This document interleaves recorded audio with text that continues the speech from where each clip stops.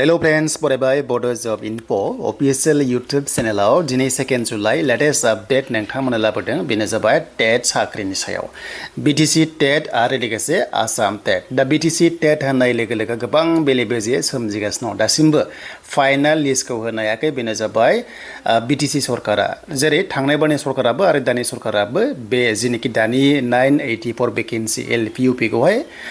final लिस्टखौ होनायाव गोबां बेले-बेजे सोमजिदों आरो दासिमबो होनो हायाखै दा मानि थाखाय जादों मानि थाखाय जायाखै बेखौ नोंथांमोना फोरमायगोन आरो लोगोसे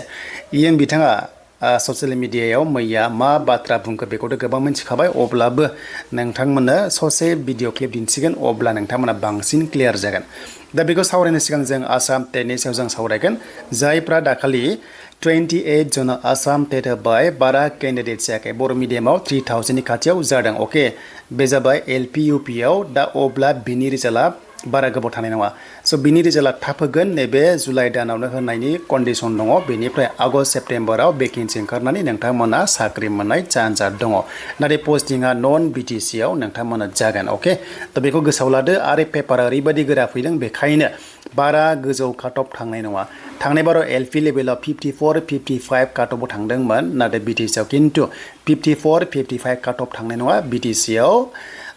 60 नि खाथियाव थानांगौ LP लेभेलाव दानि ट्रेन्डिं जेनाखि 984 भेकेन्सिया थ' बेखौ जों सावरायबाय दानिया जों थांसै पर्टेलाव BTC TET नि रिजाल्टआ मा जादों आरो स्टे अर्डार दंना गैया हाइकर्ट नांनाया बोरै जागोन एक्सुअलि NIOS नि थाखाय केस पेन्डिं एबा रिजाल्ट पेन्डिं जादों बेखौ सोर फोसावगोन नोंथांमोना फोरमायगासिनो दङ दा जोङो BTC नि पर्टेलाव फैबाय अके थ' बाव फैनाय लोगो लोगो बे पर्टेला सम गेवो आरो सम गेवा मानोना बिनि अफिसियेल नटिसआ नैबावनो दङ अके देन बिनिफ्राय नटिसआ दाबो गासिबो ब्लेंक जाबाय सिगांबाव दङमोन दा गैला दानिया रिजाल्टनि सायाव गोबांथार नेगासिनो दङ दा बेखौनो जों LPUP पर्टेलाव जों बेयाव क्लिक खालामनांगोन अके देन खालामनाय लोगो लोगो दायो नै साइडआ बेबादि जादों आरो सिगां दाख्लि जों नायबा गेवोमोन नाथाय दायो गेवला किजानि बियो इनभेलिड जाना दङ माखासे टेक्निकेल प्रब्लेमनि थाखाय बेखौ समजों लोगोसे थिक खालामगोन जानांगौ दा बाथ्राया जाबाय जोंनि LPUP 984 पस्टनि जिनोखि फाइनाल अके फाइनाल मेरिट अके देन बेनिफ्राय लिस्ट दा बे फाइनाल मेरिट लिस्टखौहाय माब्ला होगोन एक्सुअलि दायो नै सामार भेकेसन जाबाय गरम बोथोर जाबाय बा गरम बन्द मोनबाय अके अब्ला गरम बन्दआवथ' जों जिनोखि सिगांनि नुबोदों जयनिंखौ जाया बा जों नुनो मोनाखै LP लेभेलाव बा UP लेभेलाव स्कुल लेभेलाव नाथाय बिथाङा जिनोखि सिगांनिफ्रायनो बुंबाय थादोंमोन जे टन्न भेरिफिकेसन खालामदों अके बे सोलिगासिनो दं होननानै नाथाय मैया बुंबाय बिथाङा जे टन्न भेरिफिकेसन खालामनाया गासैबो कमप्लिटलि जोब्बाय आरो रिजाल्ट होनो लामायाव फैबायमोन होननानै बुंदों दा रिजाल्ट होनो गोनाङावनो मा जाखो बेनिफ्राय हाइ कर्ट बेनिफ्राय सुप्रिम कर्ट माने केस नांबाय बे बाथ्राखौ बिथाङा बुंदों आरो अके देन बे केसखौ सोर होदों आरो सोरनि थाखाय पेन्डिं जागासिनो दं रिजाल्ट होनोबा NIOS अके थ' NIOSफोरा केस होदों हाइ कर्ट सुप्रिम कर्ट होदों होनना बुंदों आरो हियारिं जागासिनो दं होनना बुंदों दा बिथांमोननि जेनोखि केस दा बिथांमोननि केसनि थाखायनो BTC TET नि रिजाल्टआ दासिमबो फैयासै आरो पेन्डिं जागासिनो दङ थ' बे बाथ्राखौ मैया बिथाङा खुगा बेखेवबाय आरो नंगौबो जे जुदि NIOSफ्रा केस होआमोनब्ला दाहालागै बिनि फाइनाल लिस्टआ होसिगौमोन दा जुदि बेबायदि केस जाबाय थायोबा बोसोरसे बोसोरनै जुदि बोसोरथामहालागै जुदि केस सोलियोबा येस नोंथांमोना बोसोरसे बोसोरनै बोसोरथामबाबो फाइनाल लिस्टखौहाय मोननाय नङा आरो जुदि फाइनाल लिस्ट मोनाबा बेबादि जाबाय थायोबा जोंनि स्पेसियेलि बर' मिडियामनि थाखाय गोबां खहा दं LP लेभेलाव स' LP लेभेलाव बेखौ साननांगोन बयबो देन बेनिफ्राय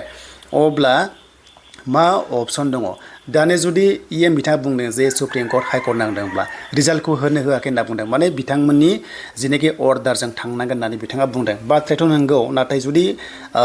अर्डार होमारदोंब्ला मोनसे थायो बेनो जाबाय स्टे अर्डार थ' बे स्टे अर्डारा बबेयाव दङ एबा पेपारा ओंखारबाय नामा अर्डार ओंखारमारदों नामा स्टे अर्डारखौ आं दासिमबो आंनि आखायाव मोननाय जायाखै जे नंगौ नङा आं बेखौ बुंनो थांला जुदि हाइकर्टनिफ्राय जुदि केस जायोबाथ' रिजाल्टखौ होनो हायैनि मोनसे स्टे अर्डार थायो आरो बेखौ दासिमबो नुनो मोनाखै बेखौ मिन्थिसिगोन NIOSनिफ्रासो मिन्थिसिगोन बेखायनो NIOSनि दङबा नोंथांमोना कमेन्ट्स खालामनानै खोन्थाहरबानो जाबाय आरो अके देन बाथ्राया बेनो जे जुलाइहालागै हियारिं जाबावगोन बे बाथ्राखौ बुंदों जेब्ला बिथाङा आरो आगस्टआवबो जानायनि चान्स दङ बेनिफ्राय बुंनाय बादिब्ला आगस्टनि उनावसो जागोन अब्ला सेप्तेम्बरहालागैसो आगस्टनि लास्ट उइक नङाबा सेप्तेम्बरावसो फाइनाल लिस्टखौ होहैनो हागौ बादि बिथाङा बाथ्रा बुंदों इनडाइरेक्टलि जुदि केसआ जोबा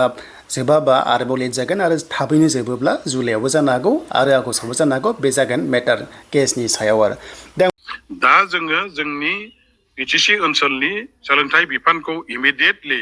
माखासे प्रब्लेमाव गोग्लैनाय सोलोंथाइनि बेलायाव फरायसाफ्रा माखासे जे फोरोंगिरि गैयिनि थाखाय आख' फाख' बा उसुबिदायाव गोग्लैनानै दङ बेखौ थिग खालामनो थाखाय फोरोंगिरि थिसननायनि जे हाबाफारि बे फ्राय जोङो अलमस्ट कमप्लिट खालामजोब्बाय भेरिफिकेसन खालामनाय जेसेबां जोंहा दा आगोलाव कमिटिनि दारै जों मावदोंमोन बे कमप्लिट जाखांनायनि उनाव जों एपइन्टमेन्ट होनायनि प्रसेसआव दा दंबाय थायोमोन खिन्थु आनफर्चुनेटलि मा जादों जे नियसनि जायफोर केन्डिडेट बिथांमोनहा सुप्रिम कर्टआव केस होनायनि थाखाय दा सुप्रिम कर्टनि केसखौ जोङो माने गभर्नमेन्ट हिसाबै जोङो थाबैनो फोजोबनो थाखाय खामानि मावबाय थानो गोनां जादों आरो केस सोलिफुबाय थानायाव सुप्रिम कर्टनिफ्राय मोनसे माने अर्डार दं जिहेतु जे गभर्नमेन्टआ जे केस दङ बे केसखौ फोजोबनायनि सिगां एपइन्टमेन्टनि प्रसेसखौ खालामनो मोना बे मोनसे गभर्नमेन्टनिसिम जिहेतु सुप्रिम कर्टनि अर्डार दं आरो बे खारनाव जोंहा एसे उसुबिदा जाबाय आरो लोगोसेयैनो आसामाव गुवाहाटी हाइकर्टआवबो मोनसे केस गोग्लैनानै जादों आरो बे केसआबो ओरैबायदि मोनसे सिरियास नेचारनि केस एपइन्टमेन्टखौ प्रटेस्ट खालामनानैनो बे प्रसेसखौ प्रटेस्ट खालामनानैनो होनाय केस आरो बेखायनो जोङो दिनैहाय आसामनि गुवाहाटी हाइकर्ट आरो दिल्लीनि सुप्रिम कर्टआव थानाय बे मोननै केसखौ जोङो थाबैनो फोजोबनानै एपइन्टमेन्ट होनायनि जे मोनसे जोंहा दरखार दङ बेखौ जों दा मावगासिनो दं आं सानो नैबे जिहेतु दा 1 थारिखनिफ्राय हाइकर्ट आरो सुप्रिम कर्टआ सामार भेकेसन बिथांमोनहाबो मास मोनसे दं बेखौ फोजोबनायनि उनावनो जोंनि केसआबो जोबनायनि लाइनाव फैगोन आरो जोबनायनि अबस्थायावनो दा दङ अलरेडि खनथाम जों हियारिंआव सुप्रिम कर्टआव थांखांबाय जोबनो थाखाय बारा गोबाव गैला बे जोबबानो जोङो आगष्टनि उनाव कर्टआ खुलिनाय लोगो लोगोनो जोङो मोनसे एपइन्टमेन्ट होनो हानायनि प्रसेसखौ जोङो लाहैगोन